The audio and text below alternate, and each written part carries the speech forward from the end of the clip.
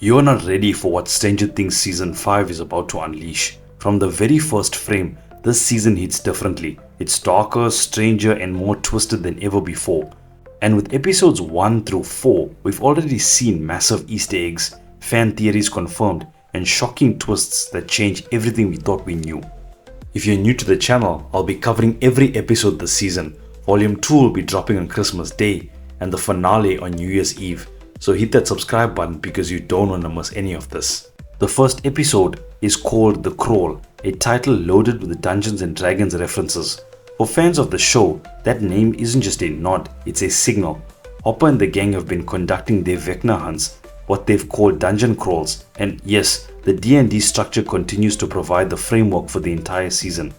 Vecna, the Mind Flayer, and all the major villains are still tied to the game's mythos. Since season 4, the gang has broken into the Upside Down over 30 times trying to locate Vecna, but he's always been one step ahead. That changes when they discover a massive Game of Thrones level wall that Vecna has erected, hiding himself like an immovable fortress. Then comes a Harry Potter twist. Will's visions, Horcrux style, reminiscent of Voldemort, marking Harry, confirming a psychic connection between him and Vecna. The show literally frames it like Will is seeing through Vecna's eyes, as if they're biologically connected. And here's the kicker, Vecna inadvertently gave Will powers, creating his own worst enemy. The episode opens with a new custom Netflix intro, blending the right side up and the upside down with the Netflix logo forming the portal between the dimensions. It's cinematic, immersive, and a subtle nod to The Witcher Season 4's updated intro. But now Stranger Things is taking it to the next level. And if you thought that was all, wait until we get to the flesh wall and the Mind Flayer theories. It's going to make your head spin. Episode 1 dives deep into the origins of Vecna, drawing from the official Stranger Things shadow play on Broadway. Here's the canonical twist. Henry Creel was a normal boy until he was trapped in Dimension X for 12 hours.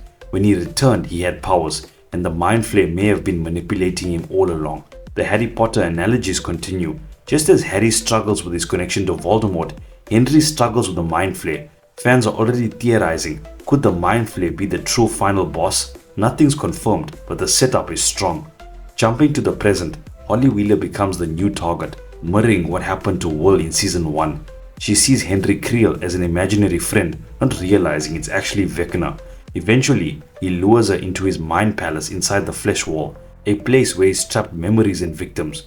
Meanwhile, Will's visions escalate. He sees Holly and the other kids hooked up to the same goo-filled tubes he endured, confirming the horrifying cycle Vecna has set in motion.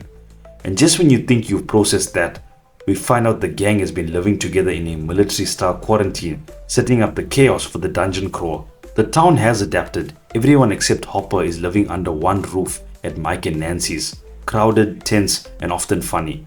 Robin has become a covert DJ, a radio show, a communication hub for the team, explaining Vecna's snowflake discharge, and military cover-ups like the metal band-aid sealing tears between dimensions. Character updates. Dustin is still branded as Eddie's friend by the jocks. Lucas has quit the basketball team and now acting as the muscle for the group. 11 continues her training in a sequence reminiscent of Luke Skywalker and Dagobah. Her costume? Full of Easter eggs. Red trunks nod to Superman, bandana references Bran from the Goonies. Meanwhile, Hopper and Joyce act as parental figures for 11, guiding her through her powers. Murray smuggles supplies and weapons across the quarantine. Jonathan and Steve are in a tentative love triangle around Nancy, adding emotional stakes. And yes, Will is dealing with Vecna's psychic influence, giving us power scaling questions like Will versus 11, who is stronger? Episode 1 crescendos into the first dungeon crawl, with the team using actual Dungeons and Dragons miniatures to plan in real time. Will's Horcrux style visions continue to guide them, revealing Vecna's surveillance and intentions. Meanwhile, Max is hidden in the hospital, treated as part of the group. Will's sexuality subplot emerges subtly, with Robin as his confidant. 11 and Mike discuss their future, a conversation weighted with ominous implications. The moment they consider happiness is also the moment disaster looms, and it gets worse. The barrier between dimensions is weakening. Demogorgons can now rip through at will, targeting Holly and the rest of the town. As the title suggests, Holly now mirrors Will's disappearance from season 1. Karen Wheeler gets a brief but heroic moment, stabbing a Demogorgon only to fail, highlighting the futility of human intervention. 11 uses a portal in Holly's room to enter the Upside Down, setting the stage for the big rescue missions ahead.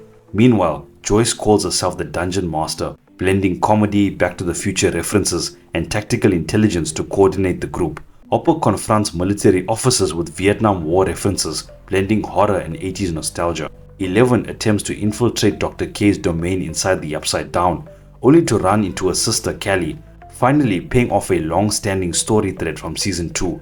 Just when the tension peaks, Mac's return is teased. A critical element will revisit as the season escalates. The Turnbow Trap focuses on Derek Turnbow, Holly's bully, as the team plans to use him to save other kids. Holly's mind space sequences intensify. Breakfast is actually goo from Vecna's tubes, blending childhood innocence with horror. Her journey resembles Red Riding Hood meets Alice in Wonderland, navigating through Henry's childhood memories. Max, still hiding, turns out to be manipulating events, leaving notes for Holly and guiding her survival.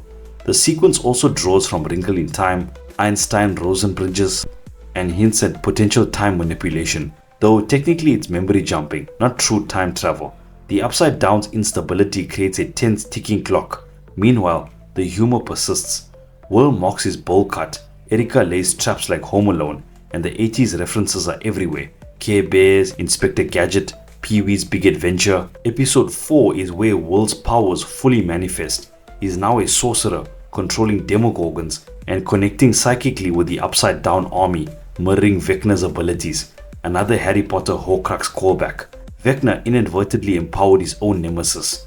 The episode is full-scale chaos. Demogorgons breach multiple portals, military forces are slaughtered, Will rides in psychic pain as he feels the Demogorgon suffering. Vecna unleashes new abilities, including Night King-style resurrection of Demogorgons. This sets up future confrontation where 11, Callie and Will may have to combine powers to save Hawkins and all the trapped kids. And this leads us to one of the most important storylines of the entire season, what that ending actually means for Will. The ending of the final episode is one of the most powerful and revealing scenes we've ever had in Stranger Things.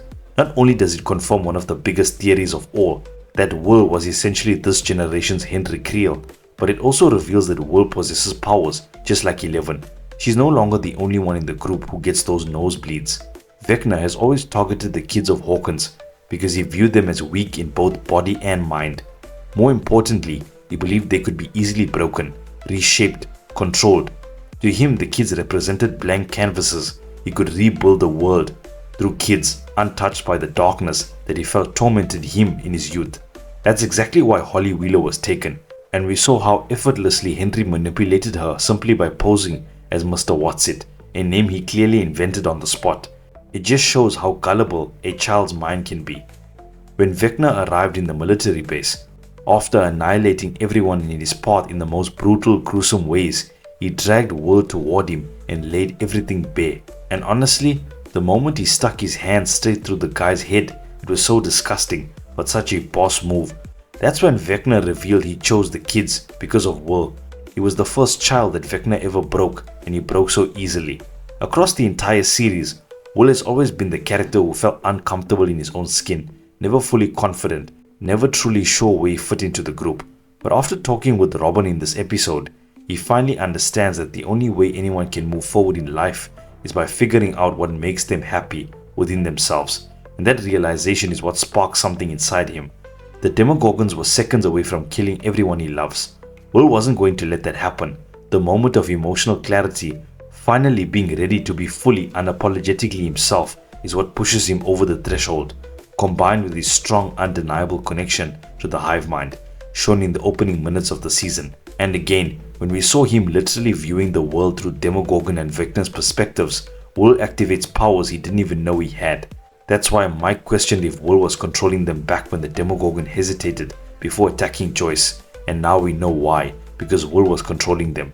He stops the attack entirely, then he kills them in the exact same way Vecna killed Chrissy and Fred, limbs bending, bones snapping, bodies collapsing. It proves that Will's abilities aren't just similar to Vecna's, they're basically the same.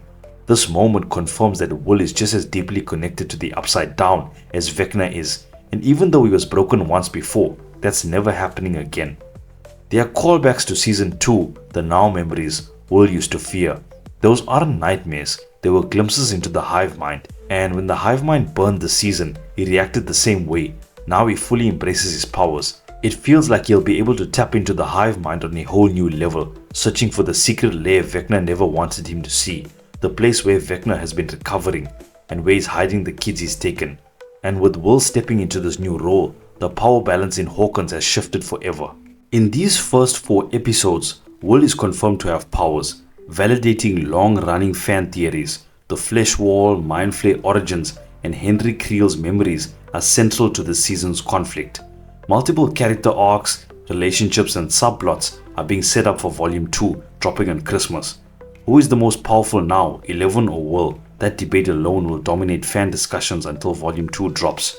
If you spotted any Easter eggs I didn't mention, or want to theorize about Vecna, Will, 11, or the Mind Flayer, drop your thoughts in the comments below. Don't forget to like this video, subscribe, and ring the notification bell to see all my latest videos. Thank you so much for watching, and I'll see you guys in the next one.